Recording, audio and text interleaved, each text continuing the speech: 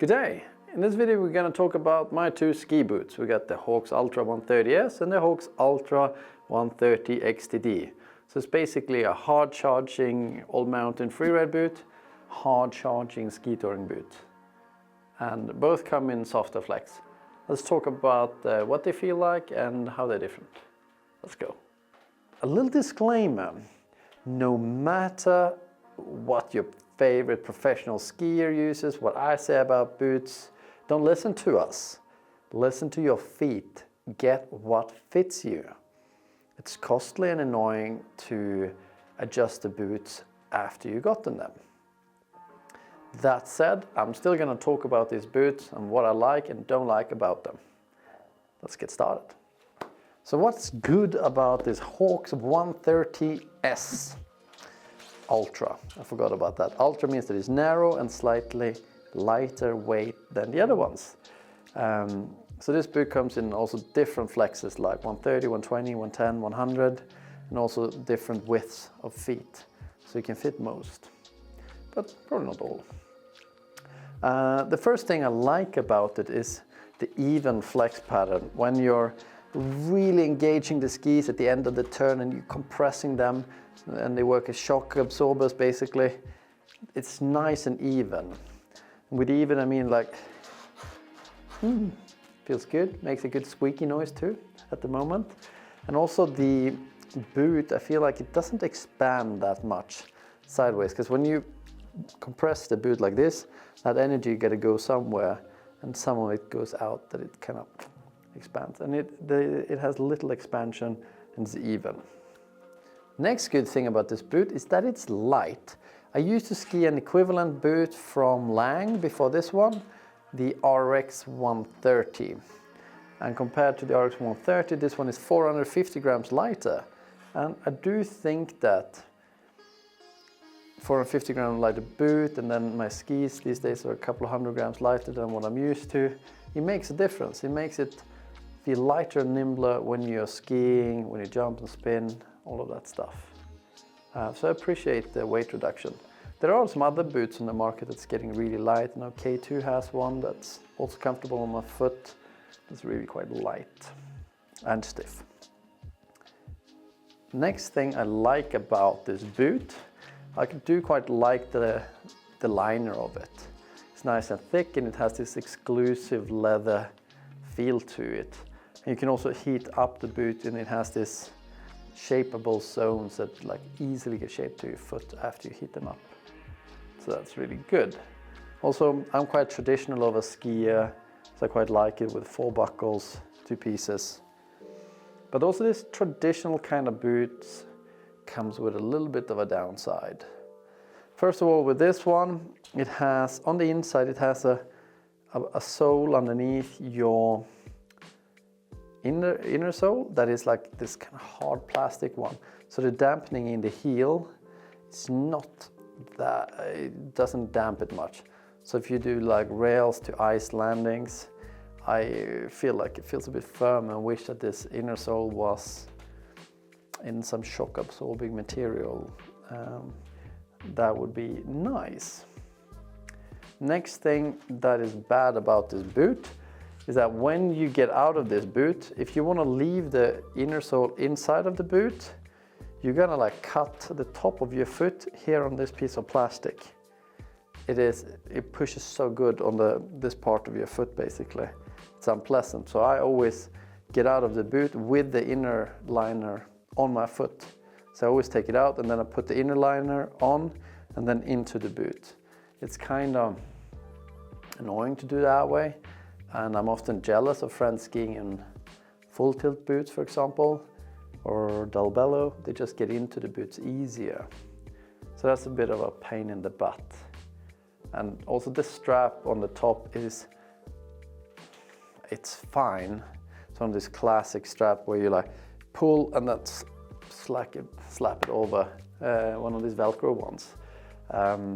I really like this booster strap, so I tend to upgrade to a booster strap.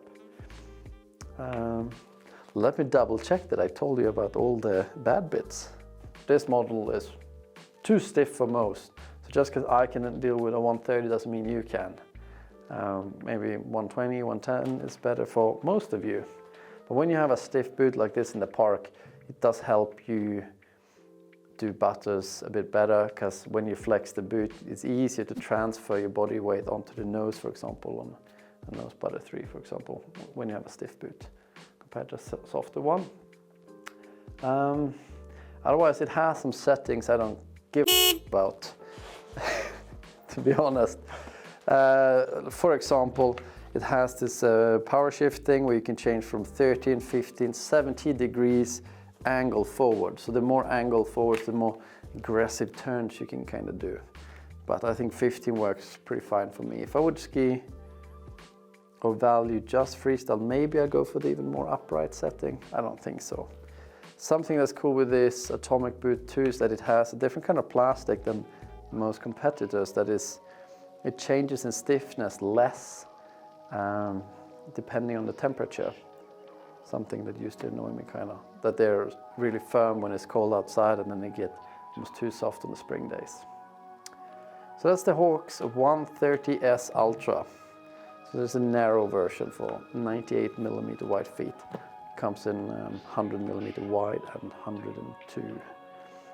Good boot, simply.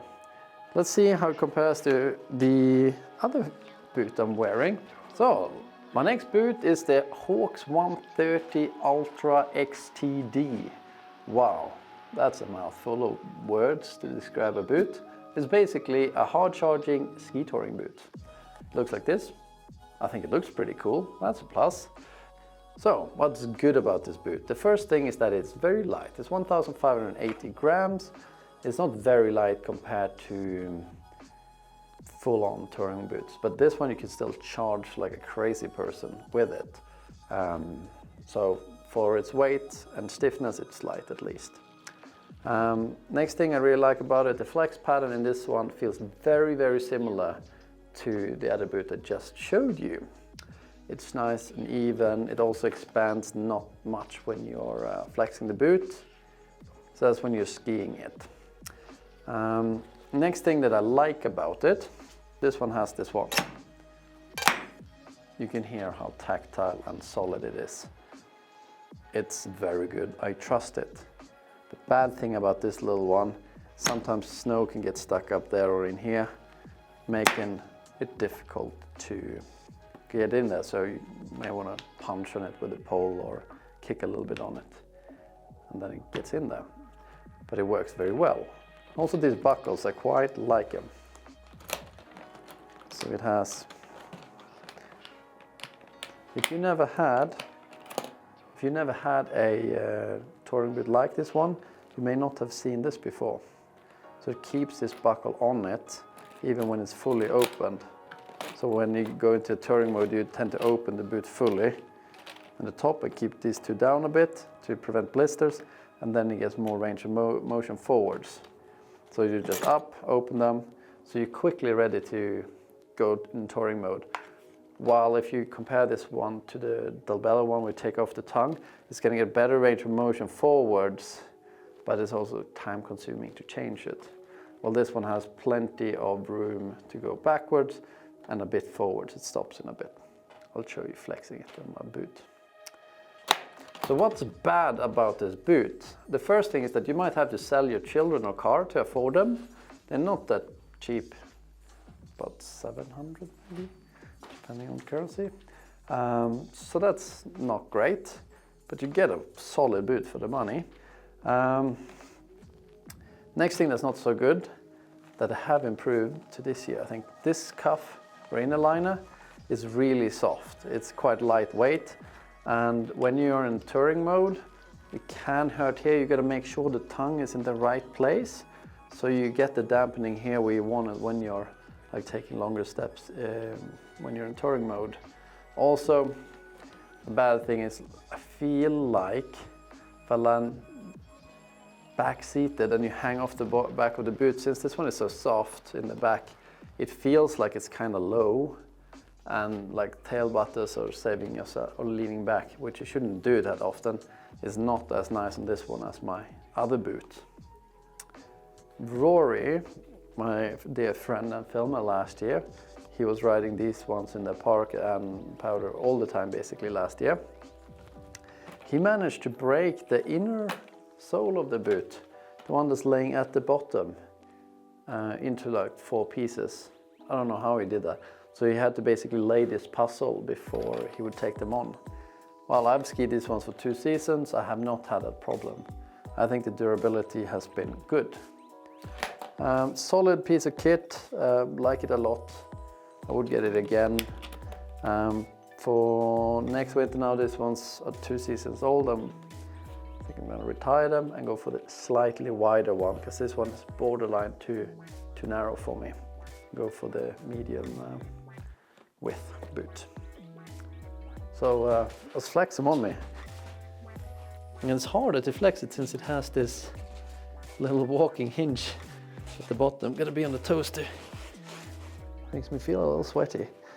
And one last bad thing about this boot, to get into it and out of it is very painful sometimes, because it's such a stiff boot, and with this thin inner boot, it's just quite painful. And it's this spot here where when you go out, this plastic is kind of like cut into your foot, and it's even worse in this one than the other Hawx Ultra I'm wearing right now. So I recommend that you take off the boot with the liner completely, and then you put the liner on and then in again like that to make it less unpleasant to get in and out. And for this boot, since it got this nice grippy sole like many ski touring boots have, it's slightly thicker. That means it's not going to fit in all bindings. See here a couple of bindings that fit. A word of caution, both of these boots come with these kind of standard ski boot soles. They are crap. I wouldn't pay 5 cents for them. I mentioned it in other videos. You really want to have some custom insoles that gives you a nice arch support, and it keeps the shape. Worth it, worth it. Alrighty, so these are my 2 ski boots. I really like them, I feel safe in them, and I can live with the pain of getting in and out of them.